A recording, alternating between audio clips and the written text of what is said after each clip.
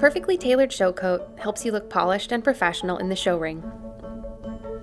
For the best possible fit, we recommend dressing in your show clothes and having a friend help measure you. Use a flexible tape to measure the fullest part of your chest, wrapping the tape under each arm, ensuring that the tape is snug but not tight. Next, measure the narrowest part of your waist. Finally, measure your sleeve length by bending your elbow at a 90-degree angle. Hold one end of the tape at the back of your neck, run it across your shoulder to your elbow, and down to your wrist. Use the Ariat size chart to determine your perfect size. When your new coat arrives, try it on over your show shirt. For the most flattering fit, the seam should line up with the edges of your shoulders, and you should be able to stretch your arms forward easily. Each button needs to lay neatly against your chest without gaping or pulling. Some coats have a hidden zipper that will help keep the front looking smooth. The sleeve cuffs should end right at your wrist bone.